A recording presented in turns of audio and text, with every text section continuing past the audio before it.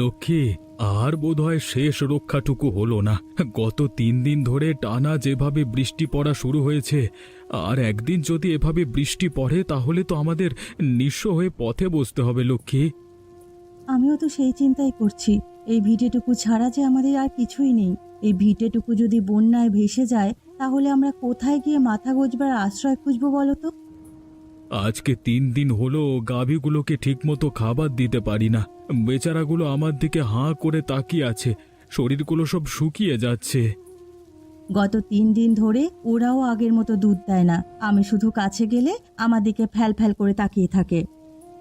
না দিতে পারছি নিজেদের পেটে খাবার, না দিতে পারছি গাভীগুলোকে খাবার। এই গাভীগুলোর দুধ দিয়েই আমার মিষ্টির ব্যবসা, সেটাও না হারাতে হয় এরপর। ঘরে আর মাত্র কয়েকটা শুকনো মুড়ি আছে, সেগুলোও শেষ হওয়ার পথে। পরের দিন থেকে কি খাবো কেই বা জানে। উপরওয়ালা কি একটাবার আমাদের দিকে মুখ তুলে তাকাবেন না? তাকাবেন লক্ষ্মী, তাকাবেন। কোনো না কোনো উপায় তিনি ঠিকই বের করবেন। তোমার কথাই যেন সত্যি হয় গো, তোমার কথাই যেন সত্যি হয়। উপরওয়ালা যেন কোনো না কোনো একটা উপায় বের করে দেন।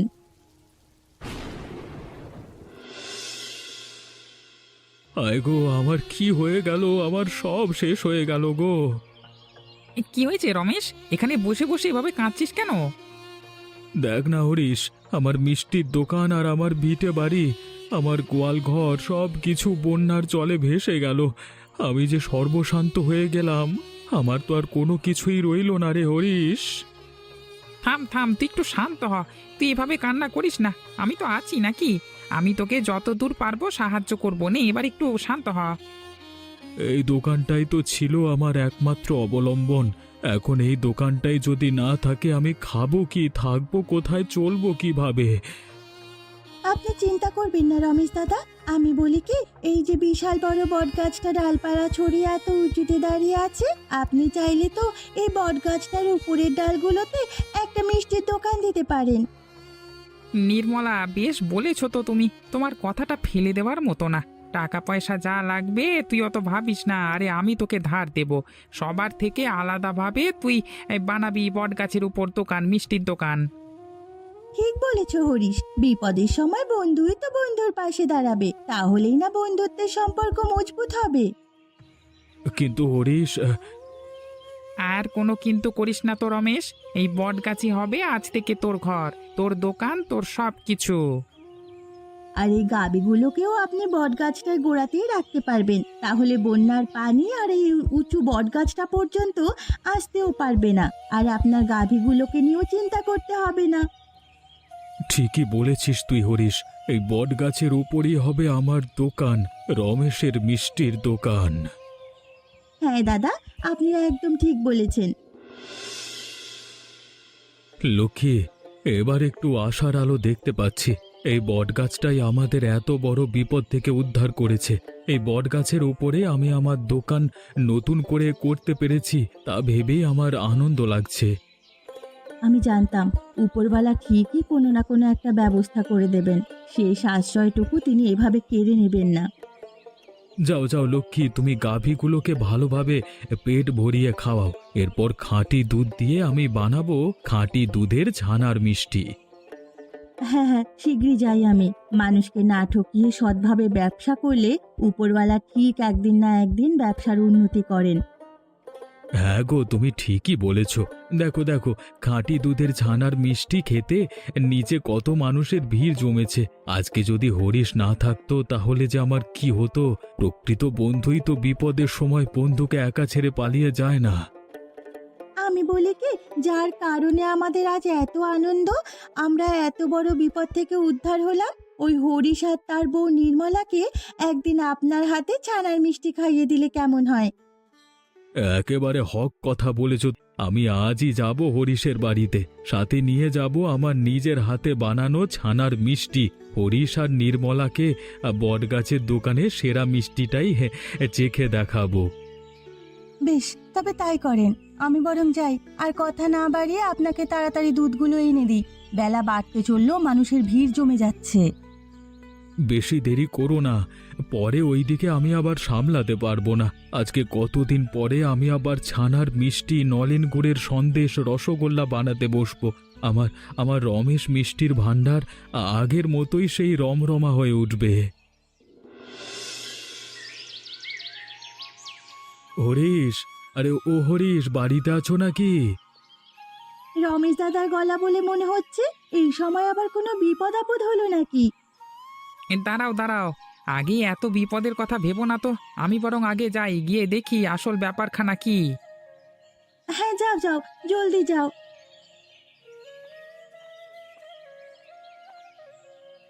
কি হলো হে রমেশ, এমন তড়িঘড়ি করে তদবির করছিস যে আমাকে? হঠাৎ করে এমন দুপুর বেলায় আমার বাড়িতে কি হয়েছে খুলে বলতো।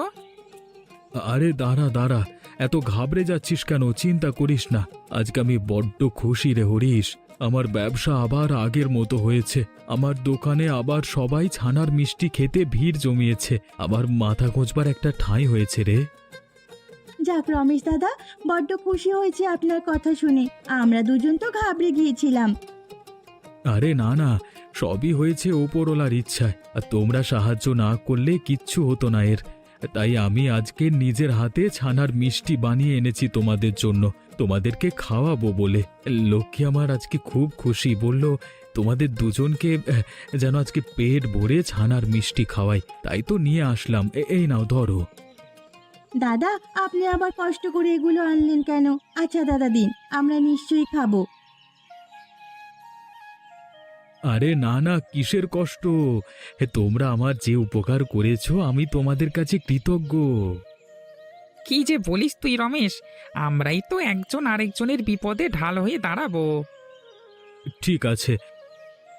সাবধানে বাড়ি যাস, আর নিজের খেয়াল রাখিস। হ্যাঁ, আচ্ছা আচ্ছা, তুইও নিজের খেয়াল রাখিস। ওহে রমেশ ময়রা নাকি? তো এই দিক দিয়ে কোথা থেকে আসা হলো শুনি? আগে দাদা, হরিশের বাড়ি থেকে একটু ঘুরে আসলাম। হরিশের কৃপায় আমি এত বড় বিপদ থেকে রেহাই পেলাম, তো তাই আর কি। তো রমেশ, বটগাছের উপরে দোকান দিয়ে কতদিন চলবে শুনি? বটগাছের ডাল ভেঙে গেলেই তো তোমার দোকান একেবারে ধপাস করে মাটিতে পড়ে যাবে। তখন কোন গাছের উপরে গিয়ে দোকান বানাবে? বাবু, তখন দেখবেন রমেশ ময়রা দোকান বানাতে গ্রামের শেষ প্রান্তের জঙ্গলে চলে গেছে গাছ খুঁজতে। কিরে রমেশ, তাই নাকি? নিতাই কি বলছে? তুই তাহলে এগুলোই করে বেড়াবি নাকি? আমি আমার মিষ্টির দোকান গাছের নিচেই দিই বা গাছের ওপরে দিই। আমি সৎ উপায়ে দুধে পানি না মিশিয়ে খাঁটি দুধ দিয়ে ছানার মিষ্টি বানাই। যে কারণে আশেপাশে এত মিষ্টির দোকান থাকলেও মানুষজন আমার মিষ্টি পছন্দ করে। আমার মিষ্টি কেনবার জন্যই আমার বটগাছের নিচে গিয়ে ভিড় জমায়। যত বড় মুখ নয় তত বড় কথা। তুই কি বোঝাতে চাইছিস? তুই খাঁটি দুধ দিয়ে মিষ্টি বানাস আর আমি পানি মেশানো দুধ দিয়ে মিষ্টি বানাই? এই ভালো হবে না কিন্তু রমেশ, এই বলে দিলাম। আমার বাবুর মিষ্টির দোকান নিয়ে এত বড় কথা? ওহে রমেশ ময়রা, কদিন মিষ্টির দোকান নিয়ে এত বড় বড় কথা বলবে? এই গ্রামের সবচেয়ে নাম করা মিষ্টির দোকান হলো হরিপদ মিষ্টান্ন ভাণ্ডার। আগে দাদাবাবু, আপনারাই তো পথ আটকে আমাকে যা নয় তাই বলছেন সেই কখন থেকে। হ্যাঁ হ্যাঁ, বুঝেছি বুঝেছি, আমার যা বুঝবার তা আমি বুঝেছি। এখন আমার সামনে থেকে বিদায় হ। আচ্ছা দাদাবাবু। শুনলি নিতাই, রমেশ কি বলে গেল তুই শুনলি? জি আগে দাদাবাবু, দেখলেন দাদাবাবু, দিন দিন ওর সাহস কেমন বেরিয়ে চলেছে। আপনার সাথে কেমন ঠাস ঠাস করে উত্তর দিয়ে গেল। তা তো দেখছি, দিন কদিন আগেই তো সর্বশান্ত হয়ে পথে নামতে বসেছিল, আর আজকে কটা দিন যেতে না যেতে এত বড় কথা। ওর একটা ব্যবস্থা করতেই হবে। কি ব্যবস্থা দাদাবাবু?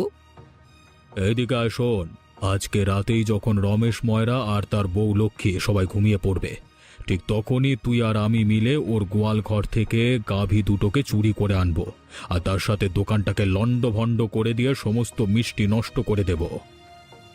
ঠিক বলেছেন দাদাবাবু, একদম ঠিক হবে। ওর একদম উচিত শিক্ষা হবে। কিন্তু শোন, কোনো কাক পক্ষীটি যেন টের না পায় যে এ কাজটি আমি আর তুই করেছি। খুব সাবধান। আপনি চিন্তা করবেন না দাদাবাবু, আপনি এই দায়িত্ব আমার উপর ছেড়ে দিন। কোনো কাকপক্ষী কেন, হ্যাঁ, আমার বাম হাতও জানবে না ডান হাতের খবর। এবার বুঝবে রমেশ ময়রা, আমার মুখে মুখে তর্ক করবার শাস্তি কতটা ভয়ানক হতে পারে। আগে দাদাবাবু, দিদিমা যদি কোনো কিছু টের পেয়ে যায়, মানে গাভীগুলো কোত্থেকে এনেছি, তাহলে কি বলবো? ও তুই আমার উপর ছেড়ে দেনি, তাই তো দিদিমাকে আমি বুঝিয়ে নেব। দরকার হলে বলবো গাভীগুলো চৌরাস্তার হাট থেকে কিনে এনেছি। তুই শুধু মন দিয়ে আজকে রাতের কাজটা করবি, বুঝলি? হ্যাঁ দাদাবাবু, আপনি এ নিয়ে কোনো চিন্তাই করবেন না, আমার উপর ছেড়ে দিয়ে আপনি নিশ্চিন্ত থাকুন। কি গো, কি হলো? হরিশের বাড়িতে যাওয়ার সময় এত হাসি খুশি ভাবে গেলে, আর আসার সময় এমন মুখখানা এত ভার হয়ে আছে কেন তোমার? আর বলো না, ছিলাম তো হাসি খুশি, কিন্তু আসবার পথে হরিপদ দাদার দোকানের সামনে দিয়ে যাওয়ার সময় দাদা আমাকে দাঁড় করিয়ে নানান কথা শোনায়। শুনি তো, এ আবার তোমাকে কি বলেছে যে কথা শুনে তোমার মুখখানা এত ভার হয়ে গেল? আমি যার কোনো উপায় না পেয়ে এই বট গাছের উপরে মিষ্টির দোকান খুলে বসেছি, সে তা দিয়ে আমাকে নানান কথা শুনিয়েছে। সাথে তার দোকানের নিতাই, সে তো আমাকে যাচ্ছে তাই ভাবে অপমান করলো। আমার দোকান নাকি ধপাস করে একদিন মাটিতে পড়ে লণ্ডভণ্ড হয়ে যাবে, ইত্যাদি ইত্যাদি আরো অনেক কথা। ও, তাহলে এই কাহিনী? তুমি এগুলোর জন্য মুখ ভার করে আমার সামনে বসে আছো? বুঝলে, এগুলো সব হলো হিংসা। আমাদের উন্নতি ওদের সহ্য হচ্ছে না, তাই তোমাকে নিয়ে, তোমার এই দোকান নিয়ে ওদের এত মাথা ব্যথা। কিন্তু লক্ষ্মী, চিন্তা তো হয় বলো, যদি হরিপদ দাদার কথাই সত্যি হয়, কোনো একদিন যদি ধপাস করে আমার দোকানটা ভেঙে মাটিতে পড়ে যায়, তখন আমরা কি করব, কোথায় যাব? আমাদের যে আর কিছুই নেই। শোনো, আমরা সৎভাবে সৎ পথে ব্যবসা করব, মানুষকে ঠকাবো না, কাউকে হিংসা করব না, মন দিয়ে নিজেদের কাজ করব, মিষ্টি বানাবো। সেই মিষ্টি মানুষ হাড়ি ভরে আমাদের দোকান থেকে নিয়ে যাবে। তুমি এত কিছু ভেবো না তো। তুমি ঠিকই বলেছ লক্ষ্মী। আমার আর ভাবনা চিন্তা করলে হবে না, দুশ্চিন্তা যেন মাথা থেকে বের হয় না। হ্যাঁ, হয়েছে, আর দুশ্চিন্তা করতে হবে না। রাত হয়েছে অনেক, এখন সবকিছু গুছিয়ে আলোটা নিভিয়ে তুমি শুয়ে পড়ো তো দেখি, কাল আবার সকাল সকাল উঠতে হবে। তুমিও শুয়ে পড়ো লক্ষ্মী, কালকে আবার সকাল সকাল উঠে তোমাকেও গাভীগুলোর থেকে দুধ দোয়াতে হবে। হ্যাঁ, শুয়ে পড়ি। নিতাই, আরে ও নিতাই, জানালা দিয়ে দেখ রমেশ ঘুমিয়েছে কিনা। আগে দাদাবাবু, আমি এক্ষুনি দেখছি।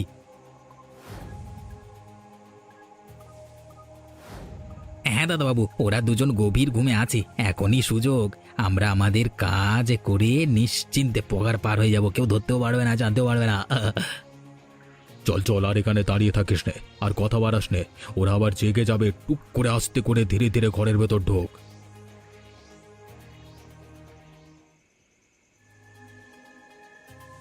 দাদাবাবু, এখানে কত রকমের মিষ্টি, দেখি তো আমার জিভে জল চলে আসছে। এত খাই খাই করিস না নিতাই, যে কাজ করতে এসেছিস মন দিয়ে সে কাজটা কর। সবগুলো মিষ্টি ভেঙে নষ্ট করে দে, তাড়াতাড়ি করে দে, গুঁড়ো গুঁড়ো করে দে সব মিষ্টি, একটা মিষ্টিও যেন আস্ত না থাকে। বাবু, ছানার মিষ্টি, নলেন গুড়ের সন্দেশ, রসগোল্লা, কোনো কিছুই আর বাকি নাই, সবগুলি আমি ভেঙে গুঁড়ো গুঁড়ো করে দিয়েছি। ভালো করেছিস, খুব ভালো করেছিস। আর যা যা আছে ঘরের সবকিছু লণ্ডভণ্ড করে দে, সবকিছু নষ্ট করে দে। কালকে সকালে ঘুম থেকে উঠে রমেশ যেন দেখে ওর সবকিছু তছনছ হয়ে গেছে। বাবু, এই গাভী দুটোকে কি করব? গাভী দুটোকে বের করে গাধা। আর এই দুটোকে তো আমি আমার সঙ্গে বাড়িতে নিয়ে যাবো, বললাম না? গোয়াল ঘরে আমার গাভীগুলোর সঙ্গে এগুলোকে রাখবো, থেকে এগুলো আমার গাভী। এই গাভীগুলোর দুধ দিয়ে মিষ্টি বানিয়ে তো ওর এত বড় বড় কথা, দেখবো এইবার এই রমেশ ময়রার কি হাল হয়। কোত্থেকেই বা খাঁটি দুধ পাই, আর কোত্থেকেই বা এই ছানার মিষ্টি বানায়। হ্যাঁ, না থাকবে গাভী, না থাকবে দুধ, আর না বানাবে মিষ্টি। না থাকবে বাঁশ, না বাজবে বাঁশি।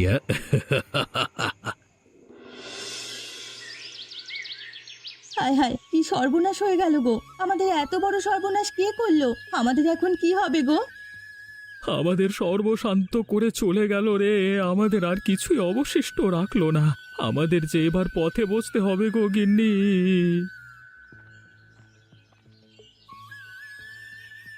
কিরে, কি হলো রমেশ? তোর আবার কি হলো? বসে বসে এখানে কান্নাকাটি করছিস কেন? হরিদাদা, হরিদাদা, দেখো না, গতকাল রাতে কারা যেন আমার দোকানে এসেছিল। আমার দোকানে সবকিছু লণ্ডভণ্ড করে দিয়েছে, সব মিষ্টি ভেঙে গুঁড়ো গুঁড়ো করে দিয়েছে।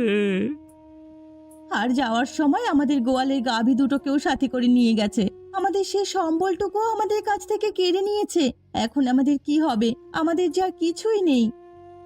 রাতের বেলায় তোমাদের এই বট গাছের দোকানে কেই বা আসবে বলো?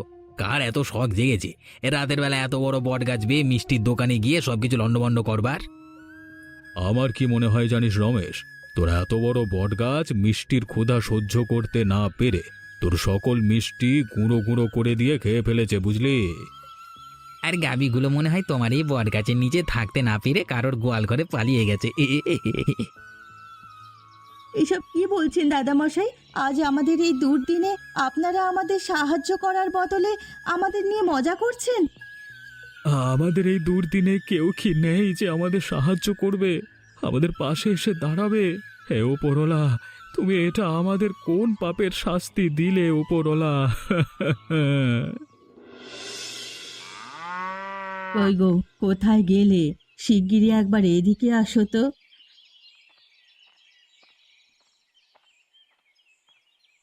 কি হয়েছে? কি এত তড়িঘড়ি করে ডাকছো কেন? কি হয়েছে কি?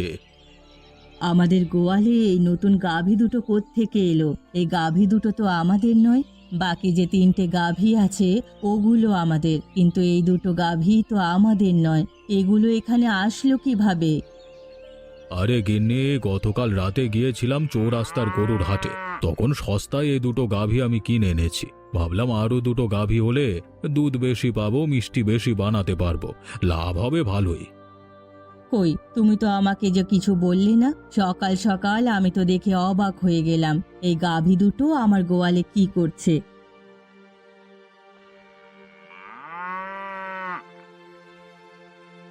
কি গো দিদি, শুনেছো?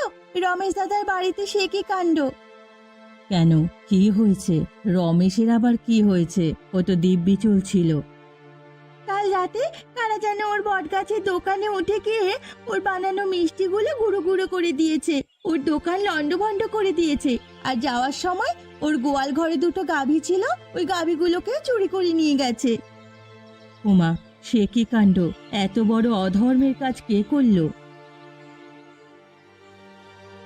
এই গাভী দুটো তো রমেশ দাদার গাভীগুলো। এখানে কি করছে? এবার আমি বুঝতে পারছি আসলে গতকাল রাতে কি হয়েছিল। আচ্ছা আচ্ছা শর্মিলা দিদি, আমি তবে যাই।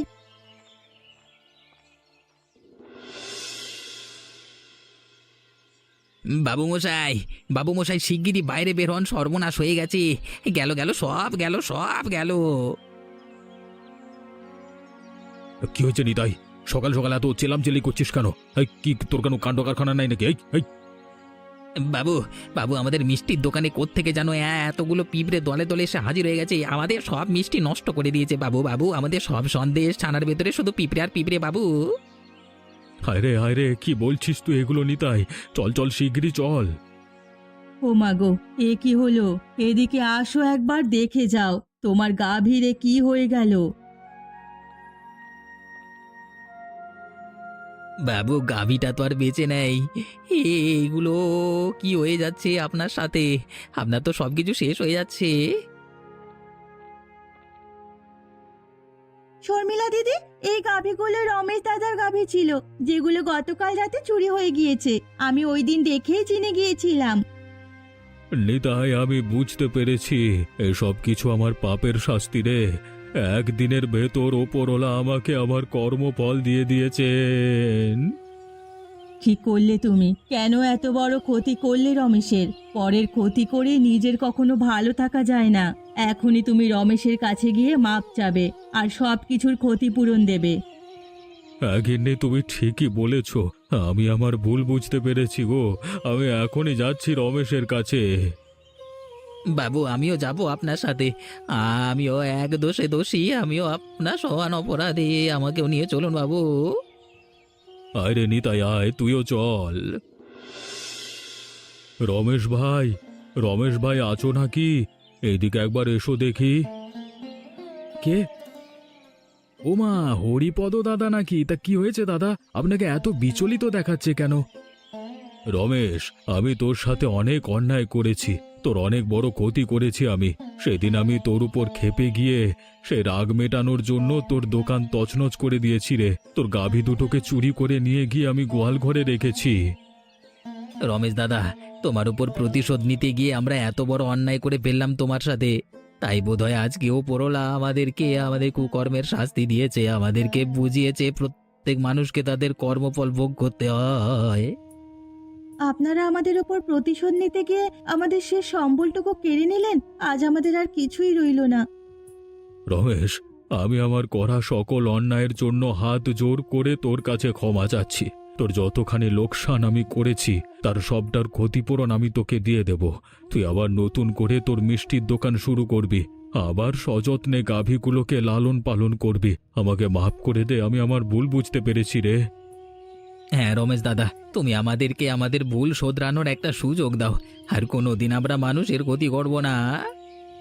হরিপদ দাদা, তুমি যে তোমার ভুল বুঝতে পেরেছো এটাই আমার কাছে অনেক খুশির ব্যাপার। আমি তোমাকে মাফ করে দিলাম, আর কখনো কারো ক্ষতি করো না গো। এত বড় অন্যায় করবার পরও যে তুই আমাকে ক্ষমা করে দিলি, এতেই বোঝা যায় তোর মন কত বড়। আজকে থেকে আমার আর তোর মধ্যে কোনো হিংসা থাকবে না। ক্ষমা করা যে মহৎ গুণ, তুই আবার তা প্রমাণ করে দিলি রমেশ। দেখেছো লক্ষ্মী, মানুষ কেমন আমার মিষ্টি খাওয়ার জন্য 2-3 গ্রাম পর থেকে এসেও ভিড় জমাচ্ছে। ওপরওয়ালার প্রতি বিশ্বাস রেখে সৎ পথে ব্যবসা করলে এইভাবেই দিন দিন ব্যবসার উন্নতি হয়। ঠিক বলেছ, আমাদের সবার উচিত বিপদের সময় হাল ছেড়ে না দিয়ে ধৈর্য ধরে লেগে থাকা। তাহলে একদিন না একদিন সফলতা তোমার কাছে এসে ধরা দেবেই। কিরে রমেশ, তোর ব্যবসা আজকাল কেমন চলছে? আগে দাদা, আপনাদের দয়ায় আর ওপরওয়ালার ইচ্ছায় আমার বেশ ভালোই চলে যাচ্ছে। যাক যাক, ভালো। তোর কথা শুনে আমিও যে আমার ব্যবসায় বেশ লাভবান হচ্ছি রে রমেশ। বাবুর দোকানেও যে আগের চেয়ে এখন অনেক বেশি মানুষ ভিড় করে। বাবুর মিষ্টির সুনাম চারিদিকে ছড়িয়ে পড়েছে। খাঁটি গাভীর দুধের ছানার মিষ্টি কে না কিনে থাকতে পারে শুনি? ভিড় তো জমবেই। ঠিক বলেছ তুমি লক্ষ্মী, একদিন দেখবে আমাদের মিষ্টির নাম সারা এলাকা জুড়ে ছড়িয়ে পড়েছে। তাই যেন হয় রমেশ, তোর কথাই যেন সত্যি হয়। তোর হাতে যে জাদু আছে, তোর মিষ্টির নাম একদিন ছড়িয়ে পড়বেই পড়বে। এই কথাখানা আমি বলে দিলাম, তুই মিলিয়ে নিস। এমনই মজার মজার এবং শিক্ষণীয় সব গল্প পেতে আমাদের চ্যানেলটিকে সাবস্ক্রাইব করতে ভুলবেন না।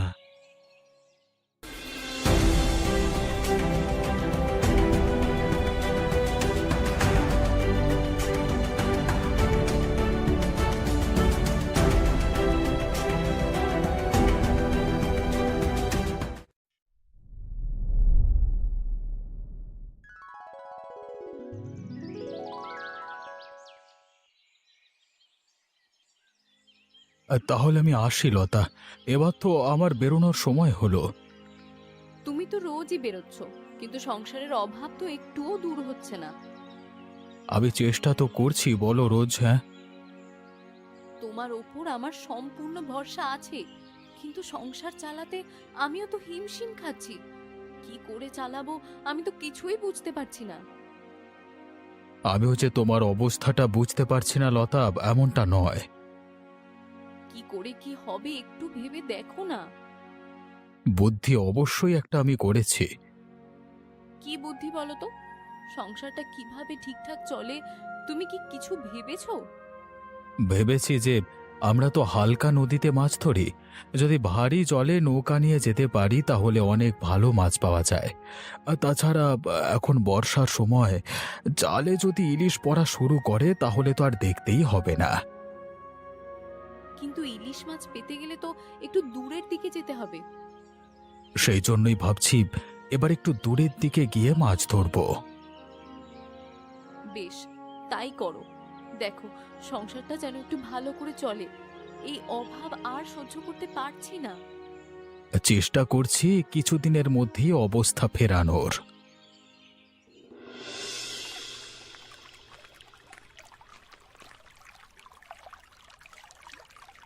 গোপাল ভাই, চলো এবার বেরিয়ে পড়ি আমরা। বেরোতে তো হবেই, কিন্তু সংসারের চিন্তায় যার ঘুম আসে না ভাই। তোমার দুঃখ কি আর শুনবো ভাই? আমার নিজের দুঃখই কি আর কম পড়ছে? দেখো, আমাদের দুজনের সংসার অবস্থায় সমান। সেটা ভেবে আর কি হবে বলো? আমাদের কপালে যেরকম লেখা আছে তেমন ভাবেই চলতে হবে। আমার কাছে কিন্তু একটা বুদ্ধি আছে রতন। কি বুদ্ধি বলো তো গোপাল, কিছু একটা বুদ্ধি দাও, আমি তো নিজেই কিছু ভাবতে পারছি না। আর বুদ্ধিটা হচ্ছে যে এখন বর্ষার সময় আমরা যদি একটু ভারী নদীতে অর্থাৎ গভীর জলে গিয়ে মাছ ধরতে পারি তাহলে দামি মাছ জালে পড়বার সম্ভাবনা আছে। ঠিক বলেছ, এখন ইলিশের সময়, যদি আমরা ইলিশ মাছ পেয়ে যাই তাহলে তো মোটামুটি ভাগ্য খুলে যাবে। চলো তাহলে আজকে গভীর জলে যাই। তাহলে আমাদের ছোট নৌকাটা সামলে চলতে হবে। আমরা জাত মাছি, নদী দেখে কি আর আমাদের ভয় পেলে চলে ভাই? হ্যাঁ, তা যা বলেছ, চলো।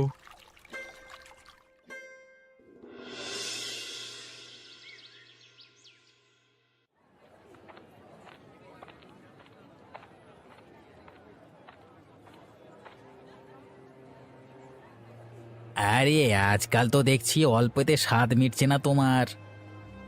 নিজেও তো আর বিয়ে করলে না, সংসার করলে বুঝতে কত জ্বালা। আরে ছাড়ো তো তোমার জ্বালা, তোমাদের সব ন্যাকামি আমার জানা রয়েছে। আসল কথা হলো লোভ, আর সেই লোভের জন্যই নিজেদের জান ঝুঁকি নিয়ে ভারী নদীতে গিয়ে দামি মাছ ধরতে যত সব। আমি যদি সংসার চালানোর জন্য ভারী নদীতে গিয়ে মাছ ধরি তাতে তোমার কি? তোমার কাছে আছে ভারী নদীতে মাছ ধরবার অনুমতিপত্র? তার জন্য কিসের অনুমতিপত্র? আর সবকিছু কি তুমি ঠিক করে দেবে নাকি? আমি তো সেটা একবারও বলিনি, তবে যার কাছ থেকে অনুমতি নেওয়া দরকার তার থেকে যদি তুমি অনুমতি না নিয়ে বেশি লোভ করো তাহলে আমি তোমাকে ছেড়ে দেব না। এই বাজার কারোর বাপের সম্পত্তি নয় যে এসে বসে এখানে দামি দামি মাছ নিয়ে বসবে। দেখো, এখন ব্যবসার সময়, আমাকে উত্ত্যক্ত করো না। কি করবে তুমি যদি আমি তোমাকে উত্ত্যক্ত করি? দেখো, কি করবে না করবে সেটার প্রশ্ন আসছে না, কিন্তু আমি এটা করে সংসার চালাই। যখন আমাকে ভালো করে শান্তিতে করতে দাও এটা, এখন বেচা কেনার সময় বিরক্ত করো না। ঠিক আছে, তোমার সাথে আমার আবার দেখা হবে, সেদিনকে বুঝতে পারবে। ঠিক আছে, তোমার যা বোঝানোর আছে আমাকে বুঝিয়ে দিও। এখন যাও, বিদেয় হও। আমি তো বিদে হচ্ছি, কিন্তু তুমি পস্তাবে। ভারী নদীতে লোভ করে মাছ ধরতে গিয়ে বেশি টাকার মুনাফা করে ঘরে নিয়ে যাবে, সেটা আমি কিছুতেই হতে দেব না। বললাম তো যা করবার করে নাও।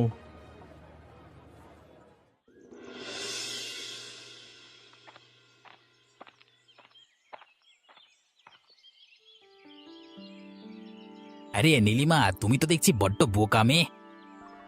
কেন, কি হয়েছে খগেনদা? আজকাল দেখেছ তোমার স্বামী কিরকম বেশি বেশি টাকা আনছে ঘরে? হ্যাঁ, হঠাৎ করে তার মাছের ব্যবসা তো খুব ভালো করে চলতে শুরু করেছে। আরে যার আগে 2 টাকা রোজগার করবার মুরত ছিল না, সে হঠাৎ করে এত টাকা কিভাবে রোজগার করছে সেটা নিয়ে একবারও চিন্তা ভাবনা করনি? আমি ওই মানুষটাকে বিশ্বাস করি খগেনদা। আর তোমার সেই বিশ্বাসের সুযোগ নিয়ে সে যে কি কি করে বেড়াচ্ছে সেটাও তোমার জানা দরকার। কেন, কি করেছে সে? তোমার সামনে বলতে লজ্জা করে, কিন্তু না বলে উপায়ও নেই। যত যাই হোক, আমাকে বলো, আমাকে শুনতেই হবে। আজকাল সে ভারী নদীতে গিয়ে মাছ ধরে প্রচুর টাকা রোজগার করছে, আর সেই টাকার মধ্যে কিছুটা অংশ তোমাকে দিচ্ছে আর বাকিটা অংশ বাজে বাজে জায়গায় গিয়ে খরচা করছে। খরচা তোমাকে এইসব কথা কে বললো বলো তো? বলতে আর কি লাগে, সমস্ত মাঝিরা ওকে ছি ছি করছে, তাতেও কান নেই। এখন তুমি পারো একমাত্র এর কিছু একটা করতে। হায় ভগবান, এ আমার কি ক্ষতি হয়ে গেল! এই মানুষটা পয়সার পিছনে ছুটতে ছুটতে এরকম চরিত্রহীন হয়ে পড়বে আমি তো ভাবতেও পারিনি। এবার আমি কি করব? বাড়ি থেকে ঝামেলা করো, দরকার হলে বের করে দাও বাড়ি থেকে, যত সব। ঠিকই বলেছ, ওরকম একটা নোংরা মানুষ ঘরে থাকার থেকে না থাকা অনেক ভালো।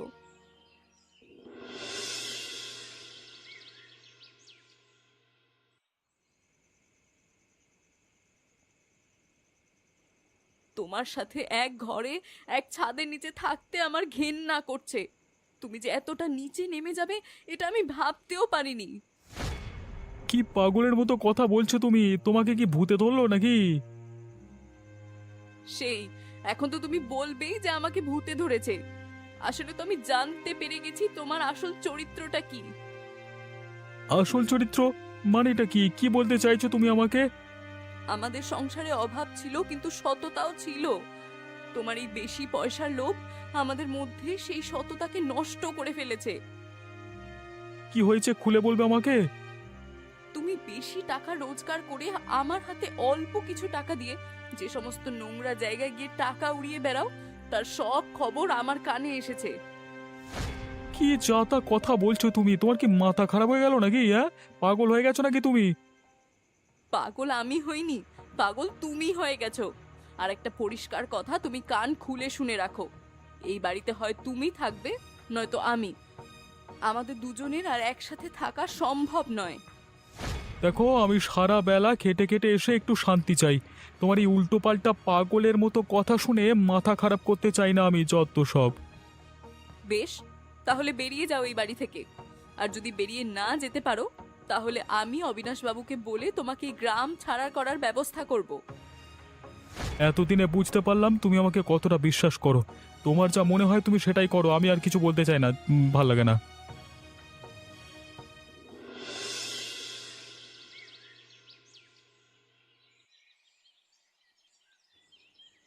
কি হয়েছে খগেন? তোকে দেখে মনে হচ্ছে তুই আমাকে কিছু বলতে চাস। বলতে চাই বাবু, আপনার সততার সুযোগ নিয়ে যারা আপনাকে পেছন থেকে ঠকাচ্ছে তাদের মুখোশ খুলে দিতে চাই আপনার সামনে। কেন, কে কি করেছে শুনি? ওই শয়তান রতন মাঝি আপনার থেকে অনুমতি না নিয়ে আজকাল ভারী নদীতে গিয়ে মাছ ধরে মুনাফা করছে, অথচ 1 টাকাও কর দিচ্ছে না। এত বড় সাহস তার! তুই এই কথা আমাকে আগে বলিসনি কেন? বলিনি কারণ তাকে এতদিন লক্ষ্য করেছিলাম সে কতটা দূর যেতে পারে। এখানেই থেমে থাকেনি সে, অনাচার করা শুরু করেছে গ্রামে। গ্রামের পরিবেশ দূষিত হচ্ছে ওর চরিত্রের কারণে। কেন, খারাপ কাজটা আবার কি করলো শুনি? হ্যাঁ, যত টাকা রোজগার করেছে তার অল্প কিছু মাত্র ঘরে দিয়ে বাকিটা উল্টোপাল্টা জায়গা গিয়ে ওড়াচ্ছে। হ্যাঁ, বাড়িতে স্ত্রী থাকলেও সে মানে আর কি বলবো বলুন তো। এবার আপনি বলুন, এরকম মানুষকে কি গ্রামে থাকতে দেওয়া যায়? আরে তোর এসব কথা আমাকে আগে জানানো উচিত ছিল। এবার আমি ওকে দূর দূর করে গ্রাম থেকে তাড়াবো। আমিও চাই সেটা, যে ওকে আর এই গ্রামে থাকতে না দেওয়া হোক। এত বড় নোংরামো যে আমার গ্রামে হতে পারে এটা তো কোনোদিন কল্পনাই করিনি। কিন্তু হচ্ছে যখন, তখন ব্যাপারটাকে আর বাড়তে দেওয়া চলে না। ঠিক বলেছিস তুই। আমি খুব তাড়াতাড়ি এর বিরুদ্ধে ব্যবস্থা নেব, আর ওকে এমন শাস্তি দেব যাতে সারা জীবন পস্তায়। ওকে বাড়ি থেকে তাড়ালে যখন রাস্তায় শুয়ে থাকবে পেটে খিদে নিয়ে কোনো কাজ ছাড়া, তখন হাড়ে হাড়ে টের পাবে পাপের ফল।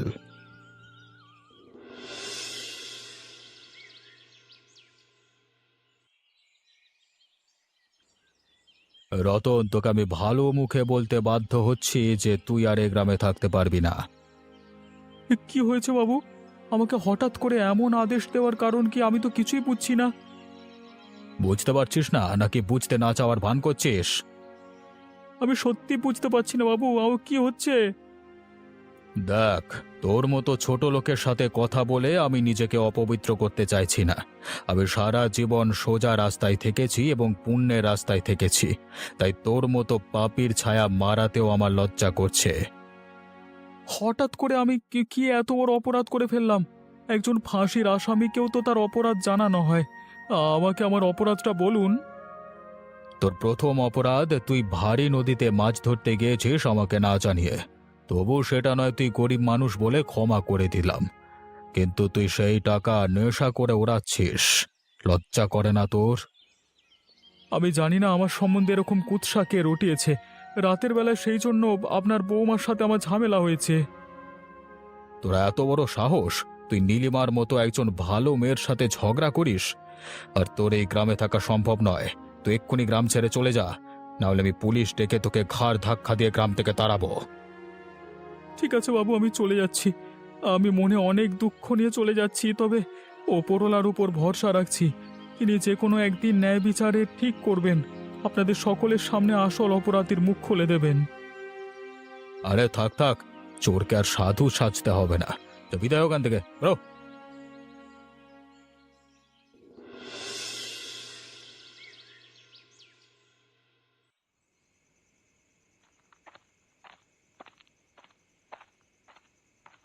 আপনার আদেশে তো রতন বাড়ি ছেড়ে চলে গেছে। সে ভালোই কাজ করেছেন আপনি। তার কারণ হচ্ছে ওরকম একটা বাজে সঙ্গের মানুষের সাথে আমি মোটেই ঘর করতে পারতাম না। তাহলে তোমার মনে সংশয়টা কোথায়? আমার শুধু একটাই চিন্তা হচ্ছে, সে থাকলে না হয় সংসারটা যেভাবেই হোক চলতো, কিন্তু এখন এই সংসার কিভাবে চলবে, কি করব আমি এটাই ভেবে পাচ্ছি না। সেটা ভেবেচিন্তে একটা ব্যবস্থা করা যাবে। দেখো, সারা জীবন আমরা যারা পবিত্র থাকবার চেষ্টা করেছি, ওপরওয়ালা তাদের মাথার উপর থেকে হাত কোনোদিন সরিয়ে নেবেন না, এটুকু ভরসা আমার আছে। সেটা কতটা পবিত্র থাকবার চেষ্টা করেছেন আপনারা এটা দেখতেই পাচ্ছি। এবারে বুঝতে পারছি রতন কেন অন্য জায়গায় যেত। কি পাগলের মতো কথা বলছিস তুই খগেন? তোর কি মাথা খারাপ হয়ে গেছে নাকি?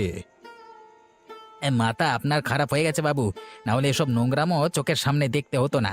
একটা কথা পরিষ্কার করে শুনে রাখুন, আপনি যদি আজকে রাতের মধ্যে ঘর ছেড়ে না চলে যান, তাহলে আমি গ্রামের সবাইকে ডেকে আপনাদের দুজনের চরিত্র সবার সামনে তুলে ধরব। খগেনদা, তুমি এরকম একটা অপবাদ দিতে পারলে আমাদের নামে? বেশি সতী সাজবার চেষ্টা করো না। এ অবিনাশবাবু বারবার পুলিশের ভয় দেখান তো। একবার যদি পুলিশ আসে তাহলে কিন্তু দুজনের হাতে হাত করা লাগিয়ে নিয়ে যাবে টানতে টানতে। হ্যাঁ, কথাটা যেন মনে থাকে, আর আমি সেই ব্যবস্থা করব। বাবা খগেন, এবারে বুঝতে পারছি তোর কথা শুনে যে আমি কত বড় ভুল করেছি। বড় দুঃখ পেলাম রে তোর ব্যবহারে। ঠিক আছে, আজকে রাত্রে সময় দে, কালকে সূর্য ওঠার আগে আমি চলে যাব গ্রাম ছেড়ে, আর কখনো ফিরে আসবো না। সেটাই তো চাই। আপনি না থাকলে আপনার সমস্ত সম্পত্তি হাত করে আমি এই গ্রাম শাসন করব, আর সেটাই আমার একমাত্র উদ্দেশ্য। তবে ওপরওয়ালার উপর ভরসা করে থাকি তো, তিনি নিশ্চয়ই এর সঠিক বিচার করবেন।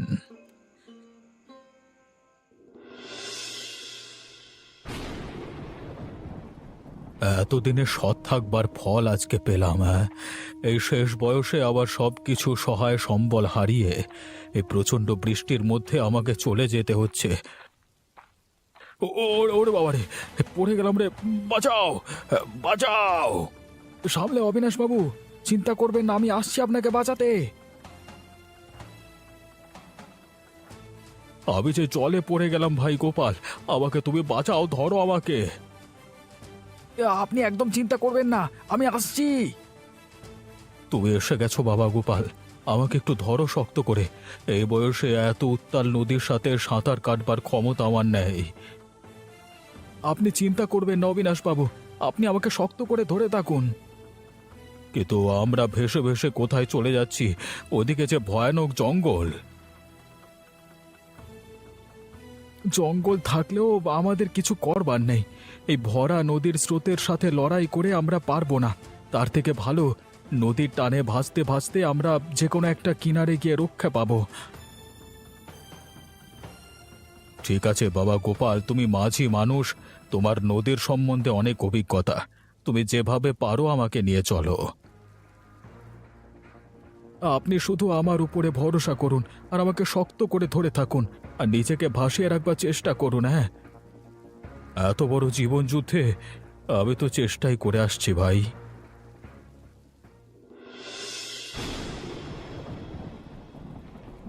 আরে ওরা কারা ভেসে আসছে এই ভয়ানক বর্ষার দিনে জঙ্গলের দিকে? দেখেছেন বাবু, ওই জঙ্গলের মধ্যে একটা লোক দাঁড়িয়ে রয়েছে। তাহলে আমাদের বাঁচার সম্ভাবনা এখন আছে। তুমি কে ভাই? আমরা ভেসে যাচ্ছি, আমাদেরকে সাহায্য করে একটু ওপরে তুলে নাও। আরে গোপাল, অবিনাশ বাবু, আপনারা এখানে কি করে এলেন? উঠে আসুন তাড়াতাড়ি, আমার হাত ধরে উঠে আসুন। আমাদের জীবন বাঁচালে ভাই রতন। ভেবেছিলাম এই জীবনে আর হয়তো বাঁচবো না, তা তোমার কাছে যখন অপরাধ করেছি তখন প্রায়শ্চিত্ত তো তোমার কাছে এসেই করতে হবে। বাবু, সেদিন আপনাকে বলে এসেছিলাম যে ওপরওয়ালা নিশ্চয়ই একদিন এমন দিন আনবে যে আপনার চোখ খুলে যাবে। আর চোখটা বড্ড তাড়াতাড়ি খুলেছে। আমি বুঝতে পেরেছি রতন, আমার কানে বিষ ঠেলে ওই খগেন আমাকে দিয়ে মিথ্যে খারাপ কাজ করিয়েছে, আর শেষমেশ আমার নামে মিথ্যে অপবাদ দিয়ে গ্রাম ছাড়া করিয়েছে আমাকে। আমরা এরকম অন্যায় মেনে নিতে পারছি না গোপাল। ওই খগের লোকটাকে আমার এমনি সহ্য হয় না। আপনারা শুধু একবার আদেশ দিন, আমি ওর মাথার খুলি ভেঙে দেব। সেটা তোমাকে একাকী করতে হবে না, আমরা সবাই যাব, গিয়ে ওকে উচিত শিক্ষা দেব। না হলে আরো মানুষের ক্ষতি করবে শয়তানটা। আর সেটা আমরা কিছুতেই হতে দিতে পারি না।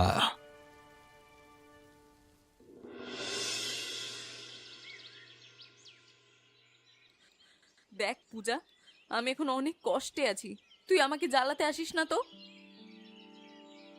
আমি তোমাকে জ্বালাতে আসিনি কাকিমা, আমি তোমাকে কয়েকটা সত্যি কথা বলতে এসেছি। কি সত্যি বলতে চাস তুই? তোমার সাথে যে সমস্ত ঘটনা ঘটেছিল সেগুলো হওয়ার অনেক আগেই আমার মা বাবা আলোচনা করছিল যে খগেন কাকা নাকি ভেতরে ভেতরে কি সব চক্রান্ত করছে অবিনাশ বাবুর সমস্ত সম্পত্তি হাতিয়ে নেওয়ার জন্য। আর সেই জন্যই তো তোর কাকু আর ওরকম ভালো মানুষ অবিনাশ বাবুর চরিত্রে দাগ লাগিয়ে ওদেরকে গ্রাম ছাড়া করলো। তুমি ভেবো না কাকিমা, দেখবে সব ঠিক হয়ে যাবে। আর ঠিক হওয়ার কি আছে বলতো? একটা মেয়ের কাছে সব থেকে বড় হলো তার চরিত্র, আর মানুষের যদি সেই চরিত্রটাই বদনাম করে দেওয়া হয় তাহলে বেঁচে থাকার মানেটা কি? দেখবে কাকিমা, একদিন ওই শয়তান খগেন কাকার শাস্তি হবেই। আমিও সেই কথা বিশ্বাস করি, তবে তার থেকেও বড় কথা ওই মানুষ দুটোর ফিরত আসা। ওরা যে কোথায় চলে গেল কিছুই তো জানতে পারছি না। আমি নিজের মুখে আমার ঘরের মানুষটাকে কত গালমন্দ করেছি, অনুশোচনার আগুনে রোজ দুবেলা আমি পুড়ে মরছি। তুমি ভেবো না কাকিমা, সব ঠিক হয়ে যাবে। তুমি শুধু নিজেকে শক্ত রাখো আর নিজের একটু খেয়াল রাখো। ওই খগেন যেমন সবার সাথে খারাপ করেছে, তেমন আমিও এবারে ওকে ফাঁদ পেতে ফাঁসাবো। যে ফাঁদে এত কালো মানুষ ফাঁসি এসেছে সেই পথে আমি কাঁটা দিয়ে এবার কাঁটা তুলবো।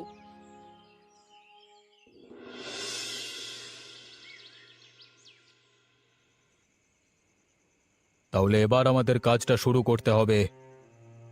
পরিকল্পনাটা আরেকবার বলে ফেল রতন। দেখুন বাবু, আমরা রাতের অন্ধকারে গোপনে যাব। আমাদের বাড়ির সামনে দিয়ে যে রাস্তাটা খগেনের বাড়িতে গেছে সেই রাস্তা দিয়ে আমরা যাব। তারপর তিনজনে মিলে ঘুমন্ত খগেনকে বাড়ির মধ্যে ঘিরে ফেলে উত্তম মধ্যম ঠ্যাঙাবো। একবার ভেবে দেখ রতন, শেষ পর্যন্ত কিনা অবিনাশ বাবুকেও গ্রাম ছাড়া করলো লোকটা। ওর মুখ থেকে যখন কথাগুলো বের হচ্ছিল না, আমি তখন ভাবছিলাম যে জলে ঝাঁপ দিয়ে আত্মহত্যা করব, আমার নামে অপবাদ রটাচ্ছিল। কানে শুনতে পাচ্ছিলাম না। মানুষ যে এত খারাপ হতে পারে কল্পনাতেও ছিল না। এবার আমি যে কত খারাপ হতে পারি সেটা আমি দেখাবো। কথাগুলো শোনবার পর থেকে আমার গায়ের প্রতিটা লোম থেকে আগুন বেরোচ্ছে। বাগে পেলে একেবারে শেষ করে দিতে হবে শয়তানটাকে। ওরকম কাল সাপকে দুধ কলা দিয়ে পোষবার কোনো মানে হয় না। যদি বেশি বাচালগিরি করতে আসে তাহলে গ্রামের লোকেদের ডেকে মার খাওয়াবো। হ্যাঁ, সবার সামনে যখন মার খেয়ে নিজের ভুল স্বীকার করবে তখন আমাদের উপর থেকে সমস্ত কলঙ্ক চলে যাবে। ঠিক বলেছ, সবাই তখন বুঝতে পারবে যে আসল দোষী খগেন, আমরা কেউ নই। চলো তাহলে, বেশি দেরি করা ঠিক হবে না, বেরিয়ে পড়া যাক। হ্যাঁ হ্যাঁ, চলো চলো, শুভ কাজে বেশি দেরি করতে নেই।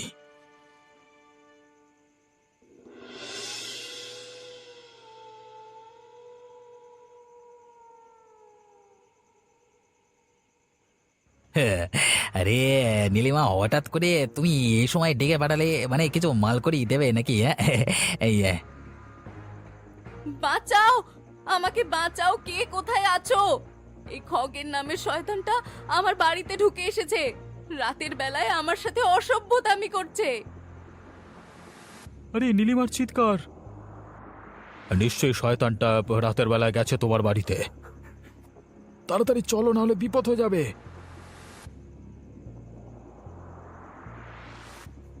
শয়তানের বাচ্চা খগেন, তোকে আমি হাতে নাতে ধরেছি আজকে। হ্যাঁ, তুই আমাদেরকে গ্রাম থেকে তাড়িয়ে দিয়ে কি ভেবেছিস নিজের স্বার্থ সিদ্ধি করবি, তাই না? কিন্তু তুই জানিস না যে আমরা তোর জম। তুই যেখানেই যাবি তোকে খতম করবার জন্য আমরা পেছন পেছন যাব। বেশি কথা বাড়িয়ে লাভ নেই, মারো বেটাকে। মার বেটাকে! বাবা গো, লাগছে বাবা। এখন চিৎকার করে কি হবে? আমি তখন বলেছিলাম যে আমাদেরও একদিন আসবে। আমি সব দোষ স্বীকার করছি, আমি সব ভুল করেছি, তোমাদেরকে ইচ্ছে করে ফাঁসিয়েছি আমি, এবার আমাকে ছেড়ে দাও। শোনো তোমরা, একে মারতে মারতে বাইরে নিয়ে গাছে বাঁধো, আর এই বর্ষার সময় ভিজে গায়ে জল বিচুটির বাড়ি মারো, আর ততক্ষণ মারতে থাকবে যতক্ষণ না সকাল হয়ে সমস্ত লোক এখানে জমা হচ্ছে। সবার সামনে তুই স্বীকার করবি আসল কথা। তোমরা যা বলবে আমি তাই করব, আমাকে দয়া করে মেরো না, এভাবে ছেড়ে দাও। ছেড়ে তো তোকে দেবই, তবে একেবারে ওপরওয়ালার কাছে গিয়ে, তাছাড়া আর তোর মুক্তি নেই।